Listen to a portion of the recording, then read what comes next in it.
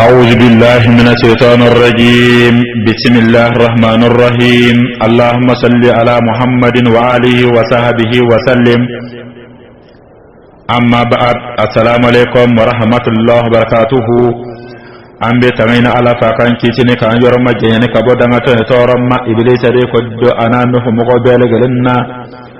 وتمنكو أما غبار وبيل جلنا من الله تعالى تبارك من يه ala mini din hinin labole tigido la ara hine kerengerele tigido ya rabbi akanin abel galendo aka hine kono nanna kani mani kishin na fa ko ke ya an kun tigi kano muhammad sallallahu alaihi wasallam ana so dinge bele gele ani mugo to gora allah ni baran yuman ke ye kata tar kiyama don ma an baw foni kishi fulkan yeni hine fulkan ye fulkan min kafsa fulkan bele gelin ye ne oyi assalamu alaikum wa rahmatullahi wa barakatuhu. an sigaranga walanda kene kona min bida ma araba wa araba nabi mo ka kisa ode koddo nabi mo ka kisa sigida biduru ani segina an sigara o kene kona bi nabillahi musa alaihi salam aka kisa takota ani worona an sigara o kene kona bi gorbo islamike kanda sirakani gorbo tawdele gelen sanfala allah ni walanda kelen beteme arado ala bayanu sanfala allah dene wondene wala nabillahi musa alayhi salam dogo kuntemene aw ya me kum min bora to manan minni atara an allah taala ka kuma nyonya yoralla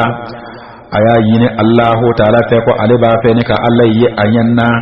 ko min bora ala aw yo o me dogo kuntemene masa bayin ayye noro fitini ayye obo musul wofe ne ka jigi kuluko no monyangara nabillahi musa akirina tumana minna ne anyana tigara ayye allah taala ya fadeli ko min kera o kono ayyo o belegelin saro wala bi amina do nabillahi musa alayhi salam aka kisawere de kono ni oye ani munafiki bilibili do bina kana nyon soro ne o munafiki togo ko haruna samiri doko atoko ko musa samiri munafiki tumdo nabillahi musa ka jamala tumana me ni musa tara an allah taala ka kuma yonyo yoralla aye abalman kenni oye haruna aye jama ko ni kalifa haruna na ne ka nabillahi haruna ne ka obla jama ko ni yama atara akatle akashubi nani ke yoroina nin kayni oye samiriye alayyi mishido edila neka fieleke ala abi misikasi abu oke asorla neka fo musa ka jamaye kabuko ni min fileniye ninde ala yere kuyi ko musa nyina aka ala koya o musa nyina aka ala ko ni kata kulu ni nyonke ko abinata ala nyini kasoro musa ka ala de fleni ye koyi afleni ye nika misikati nuko ke nika nabi musa alayhi salam nika akam mugo nuko ulafili niku uke flanka fu ye nuko ke misibatulau ye nabi haruna alayhi salam aye aseko koni ke awulla nika jo nika foko ni min fleni ye ninji ala ye ani jama kone karla nyona ni oyi nabillahi haruna alayhi salam ni kay ni oyi munafikin ye akoni ayi yakarata tata nika nabi musa alayhi salam nika akam muko famba niko ufili niko kefla kafo ye anda binate o kisa o ma qur'ana kono na allah taala ba fo qur'ana kono wattakhadha qawm musa min ba'dihi min hulihim iklan جسدا له خوار ألم يروا أنه لا يكلمهم ولا يهديهم سبيلا اتخذوه وكانوا ظالمين. الله تعالى بالك القرآن كننا كنا بالله موسى كمغو وكن يمسي كن منه نكا وكي علي نبي موسى كفي نؤية سامري aye misi dodla ni bogoye ni ka fiyele ke ala abe misi kasi abu oke nga allah taala ko uya yoroyna ko nabillahi musa akan mugo yala ulun yete allah ka boko misi atika ukuma yogonya ata la fana ne ko kanda ne ko blasira tiga yumaka fona kera doronu ko ofiri wo Musa kan mogo fana masika o yoronu kuni ye fo o ye misi minene ka ke ala ye kuni de o ka ala ye Allah ta'ala ba Allah kale kaboko o koni kera yere kuntun yonon yete wala tumana minna ni nabillahi Musa alayhi salam ne asigera ne ka bo an Allah ta'ala ka kuma nyogonya yorolla anana soro aka jama koni benin la hal yalla de anana soro aka jama koni filila aka jama famba u bele gelen koni filila ni ka misini ko ke alaye nabillahi Musa dimina nabillahi Musa alayhi salam annana aka jama koni kella ajoli abika filelike aya soro aka jama la hal yaw yelemana aya soro aka jama liman yaw yelemana ya soro u bele gelen tumbe Allah ta'ala kelen de batude u bele gelen ko Allah ta'ala be ngani libina ne konana na u filila Allah ta'ala ma ni ka misini ko ke o ka alaye nabillahi Musa alayhi salam anali adimina ina fa Allah ta'ala ba la kal qur'ana kono to ya menna walamma raja'a Musa ila qaumihi ghadabana atifan qala bi'sa ma khalaftumuni min ba'di nabillahi Musa alayhi salam to mana minna anana adimina Allah ta'ala ba Allah kale ka boko adimina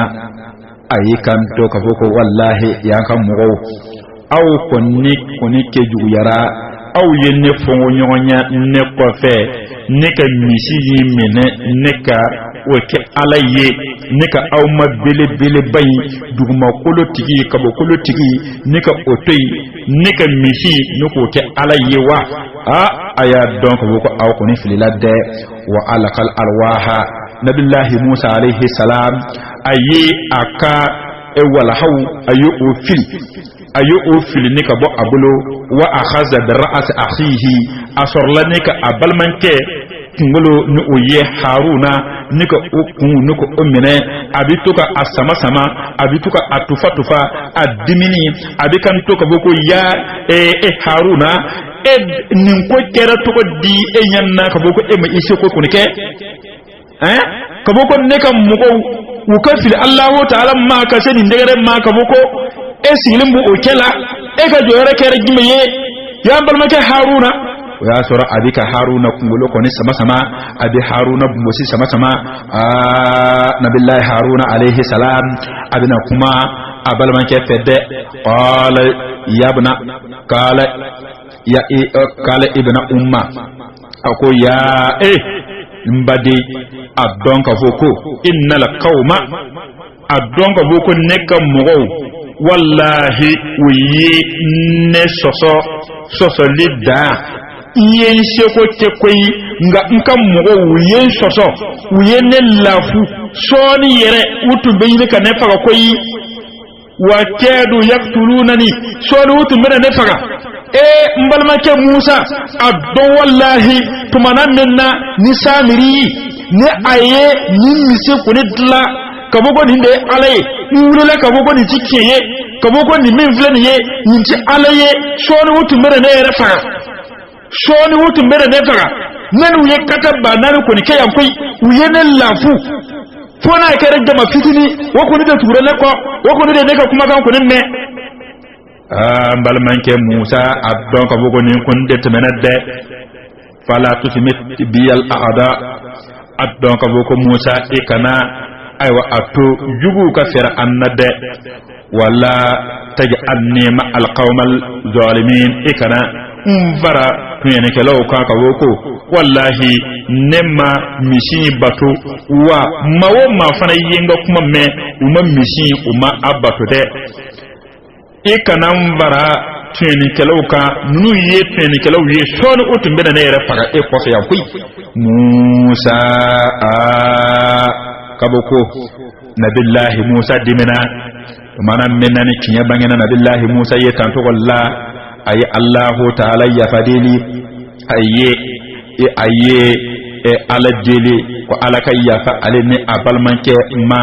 qala rabbi ikfir li ولأخي وأدخلنا في رحمتك وأنت أرحم الراحمين نبي الله موسى كدعو دي فلني يد تمانا مننا نانا دون كبوكو أبالما كهارونا وكوني يأتي كوكي تمانا من أكامو كوني فيلا نكا ميسي كونو من نكوكي علي هارونا كوني يأتي كوني كي wati mini Musa yi udon ayi Allahu ta'ala ya fadeli ako ya mai ika ya fane ma ani mbalmanke ika ya fa amma ika ando ika hina konona na edde ye hina bawla hina baye kaboko Musa sallaka foko mo minu ye misi fone minane ka ke alaye alaka funi be oka soni nyanga tabina otikla mo soro sabu masabai dimina okoro nyangata bina usoro dogo ya mayi utaye biya kono wa kezalika najzil muftarin wa mu'minu bayni uyengal mbawtike wa ukasara ukuni yini yedde samiri anaka jama'u bina halaki samiri ne oye haruna samiri doko musa samiri nin togo fula o debe fo Allah ale de ye Musa ka mogo koni fili ni ka misi koni dila ni ka ke ka fo ko nin de ye ala ye ko Musa yinana aka ala ko ya ina fa Qur'ana ba Allah kale to ya minna fa kazalika alaka samiri fa akhraja lahum iklan jasadan lahu khuwarun fa qalu hadha ilahukum wa ilahu Musa fanasiya samiri ka korfo de fileni yedde aye Musa kam mogo aye ulafili aye misilla bo uye abi misikasi abu oke asorlani ka kan to ka ko ni min fileni ye ninde ye awka alayede ninde ye awtigiye ninde ye awda ninde ye kabokolo da ninde ye dugmakolo da ninde ye danfin bele gelen dade wa ninde ye awka alaye Musa yere ka ala weni ye koyi ga Musa yinena akoya atara ko abinata ayini kuluni yonke aya don ko boko ninde ye Musa ka alaye de Allahu ta'ala balakali afala yarawuna ala yarji'u ilayhim qawlan wala yamliku lahum darran wala naf'an Musa ka mugo Allahu ta'ala balaka ujabi kafuye kabugo yala aw yeti misina aw kembe ni kemisi mine kabuko ninde aw ka alaye ati aw kumonyonya ni aw kumana ave ati siga kumalla sigi kata aw ma wa ati siga hera fana samaka di aw ma ati siga toro fosi fana samaka di aw ma wa alekuni bitti doro aw bu ummine kafuku wodi ye aw ka alaye wa Allahu ta'ala ba laka le kafuku wa laqad qala lahum harun min qablu ya qaumi inna ma futittum bihi wa inna rabbakum arrahmanu fattabi'uni wa ati'u amri nabillahi haruna aka korofo de fleni ye tumana min ni ko koni nyagamina tantugola samiri bi atala abala ka mugo koni lafili ka misi ka bamba ka kabuko ninde ye alaye Musa no ye Musa balmanke no ye nabillahi haruna ale fana wullane ka jo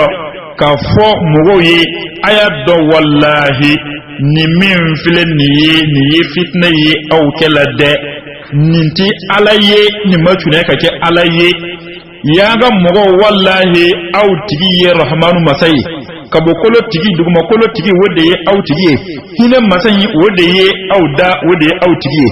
mi ye fiye de aw ma aw be fiye samaka di wode ye aw tigi wallahi ni misi ati fuye ni ti fuye aw kana tuni kwade ay tuni ko ay tuni ka yamara kan ko aw kana soso yaga mugo mana mennan o kera uyu ke haruna ka ube haruna koni nini ube haruna koni bogo sor otimbena nabillah haruna koni faga ko munna ayeni kuma fo ko munna haruna ko ni misiti alaye uyu ke haruna ka uya haruna gosi ubani uba tawsena nin nabi man banye asegana o kala de ya tura nabillahi musa alayhi salam abe kuluni nyokonke akile allah ta'ala kile no oye an alaka kuma nyonye yoro ni kera nabillahi musa khofe qur'ana balaka li ko tumana minna ni musa kunina kana sura akam mo filila ni fili to yina ayi abalmanke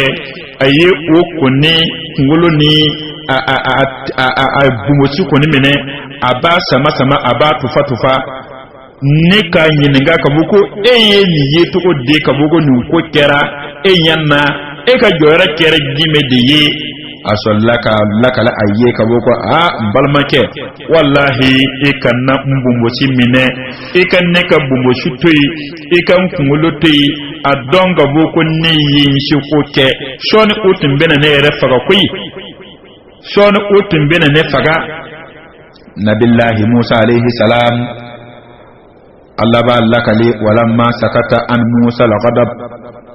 akhadha al-arwaha wa fi nusqatiha hudan wa rahmatan lil ladina hum li rabbihim yarhabun wa nabillahi musa tumana menni kinya banyana aye tantogola abalmanken wuya haruna o kun ye kinya fa aye ko kera to mena o ye lakala aye o alakala aye aka dimi o tara tumana minna aka dimi tara masabai ba lakali ka ko aye aka wala haw fara nyonka sab annali atuye wala haw belegelin fili adimi ko jugu aye aka wala haw ayu o fara nyonka neka mine abulula min sebelen be akono nu yi tawreta de kodo wodi dira nabillahi musa ma kanda ani hina wodi sibi akono mugo minu be ni tubi bawdo mugo minu be ne alanye serenya jondo abi ulude nafa nabi musa alayhi salam aye aka wala hata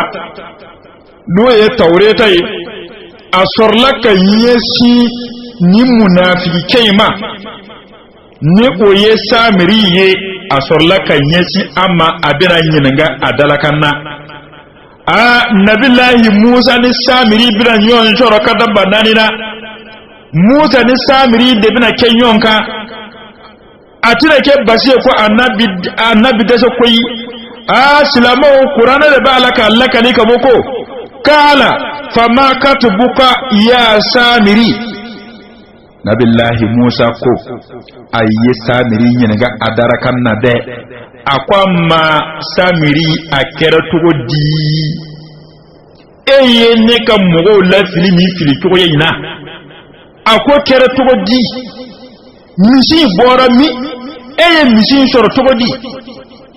eko di ne alai ala bele ba mi ye edda kakabo kolo da ka duguma kolo da eyo otoy niga misi dodla ka nifiye ala kabogo ni de ala ye e ka dalu ye gine de ye nabi musa ayesina ni munafiki kayma ni kafir kayma ka yininga adala kanna anga ka jabilla me qur'ana kono qur'ana de balaka lakali qala basartu bima lam yabsuru bihi faqabadtu qabdatan min asr rasul fanabastuha wa kadhalika sawalat li nafsi samiri ka korofo de fleniye aye musa jabi koyi ako musa ma ne ye fenye e ka mogo mamiye ye fendo e ka mogo mamindo ne ye gibril se no ne ye o bogo de ke ne ka dla ko ke misi sawre ye ne ka fieli ke ala dorom aye misika ayofo aye misikachi ayofo e wode ne fana ni wode lamina ne fana ni la o wode diere ne musa wode diere ne re fana ko ni de nga alai nabillahi musa dimina ni kay korodde abina ni keyi abina danga ina fo aye karuna danga to ya mena abina ni ke bayi abina akele ni oyeni kafir kai nabillahi Musa ayesinna amade ani Musa koni benyonna Musa tina fara Allah abada abina samiri ka ko ban pepew aya lamede Musa yake fariyede Musa tisira Fir'auna Musa alede yi Fir'auna ko ba ne ka Hamana ka ko ba ne ka Karuna ka ko ba Musa de ko de ala kuma nyonya Musa de ko do kaboko tigi Musa de ko do anyesinna ni kafir kayima abina akelede qala fazhab fa inna laka fil hayati an taqula la misasa wa inna laka maw'idan lam tukhlifahu. Nabi Musa alayhi salam ayeni keyi aya danga ni ka bo misulgo fe aya jenne ka bo aka jamakela akwa makabuko ta ka bonga jamakela abon ka foko alaka halaki ani alaka danga wallahi obe eyede eka misi dot la doro nuko oke o ko nune alaye bogo yi obora mi eye bogo mi ke ko odla wo bogo yi donde ye o bogo dade ngo ala de yoda eko Jibril se no eye wo bogo de ke donde Jibril yere dade ana se no donde ye oda Allahu ta'ala de ye oda de samiri ifililade ninti alaye ni matunya kake alaye Nabi Musa alayhi salam aye ni munafiki kai aya gen ne ka bo aka jama ko ni kella de ne ka danga samiri ko ni halakira Nabillahi Musa sallaka fa aye misi minni ayadla ne ka akeko de alaye Nabi Musa sorla ne ka misi ka gine Musa ya tasma ka alakoi Nabillahi Musa aye samiri ka misi min be ni ajoli bika kule ni abe misi kan fo ni misi sawra yeddo ni adilla maga ni samiri ka e kodlaliye Musa ya gine ni ka mugu kata fil bagila Nabillahi Musa yo okede asallaka fo aka mugo ye innama ilahukum Allahu allazi la ilaha illa huwa wasi'a kulli shay'in ilma ngam mugo aya donc boko ni misi gine ne fleniye ni ntumi alaye atumtna sega gine nga ne fleniye ka gine ka mugu mena ta abuguri mena ta fil bagila sisa wallahi aw madeye alaye masakelen de do genyogonte ala wa aya donga bogo aka lonni kembe ka fembe rege labo lonni min be awla alade yoji awma aw be fi min zama ka bla alade do awma aw be daga sunu ko wuli alade ye oberege de awma wode awka ala ye koy aw kembe ka misim min mene ka bogo ni ala ye ni ti ala ye de agini ni fle ni tasmalla abisigo munde ke asere ka munde ke amasega fosi dengele de ye wa akele fle ni aw yere nyana agini ni fle ni aw yere nyana yalawo asere ka munde ke asere ka munde ye nabillahi Musa alayhi salam aka mugo famba wuli man yara o yorolla wu hakili sigara umma o yorolla wu solla ka tubi ne kata Allahu ta'ala ma wu ka kuma kan defle niye wu ko wallahi an kuni filila kadallu qalu la in lam yarhamna rabbuna wa yaghfir lana lanakunanna minal khasirin wu ko antigi ala ni mahina auna ne ka yafa auma an konni kera ma bonenu de ye ni mahina annade nabillahi Musa alayhi salam aka mogo de ka korofo file de ye tumana min nu ya ye ni misi ti alaye nu ya famu ka bugo ni misi ti alaye ni nabillahi Musa aye misi aya gine tasmalla nika mugu wu gere joli yanna uyu unyeden na tumana min na nu yo unyeden na Musa kam mo no Samiri ye mo minu la fili nika bugo ni de ye o ka alaye de afan batlala ka sigi kana Allah ta'ala ma nika tunu ka tiga Allah ta'ala ma ni nabillahi Musa ga ni barakeli yedde wusalla ka fo ala ma ka bugo anti ala ni mahina aunata nika yafa auma wallahi an kunni kera ma bonanu ye kadaka aye misi minene ka ki alaye aya fa musita ka bugo ni ki alaye aya fa mu ka bugo ja Samiri aye an filu koyi Samiri munafiki do Samiri kafiri do Samiri fulangamo do diye yini na de do aye Allah filu koyi anti ala ika yafa amma ni eka fina ni eka yafa kunite wallahi an kuni kera yeren kundonya nauye an kera jurubu kelaye an kera ma kunaniye Allah ta'ala ko ayafara umma ala yafara ni bara ni kebauma minu tubira ka sigi Allah ta'ala mata ala yafara umma ngam muqaddama dama do be halibi misi wo batoli wo nege be ola halibi ulukone umma sonka fo udalade me abe ujudu kunna kabugo halibi nin koni de yi uka ala yede muqaddama dama do koni tora otoko yina ulu de bena kana Musa ka mugo la filitu koni de ina fa aw bena amme wati na tawla to ya minna wala amena bi wala nda amena bla ya yorina wala Samiri yere aya don ka buko atimbe Musa ka jamalla munafiki timdodo Musa ka jamalla yamade tundo ale fir'auna tumbe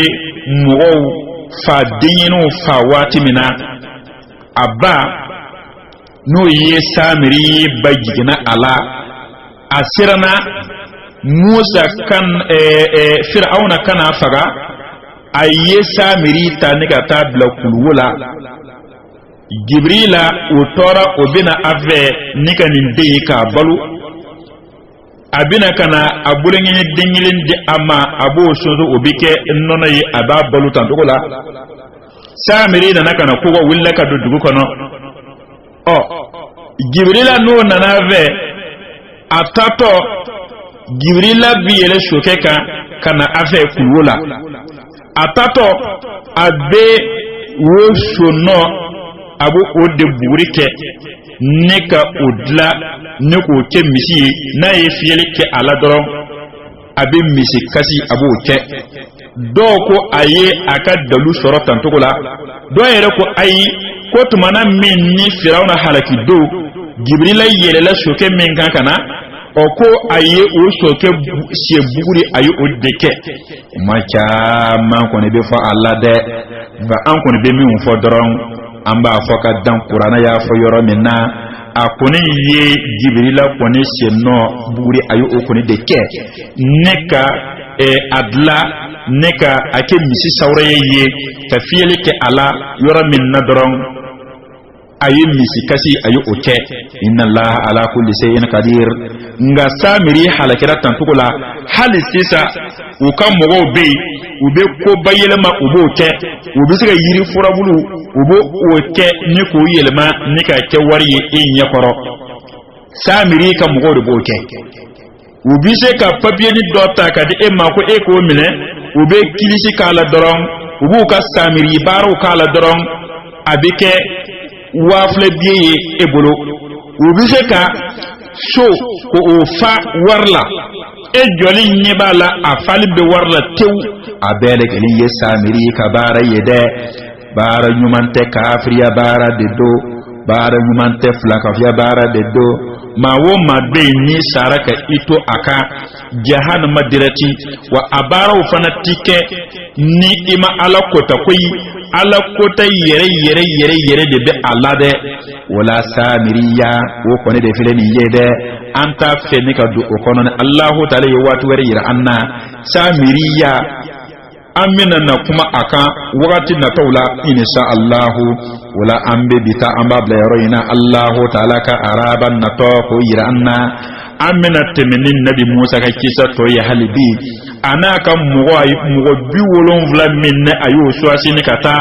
ana Allah ta'ala ka kuma yonyen yorola ko min boro ula aw binna o saradalli soro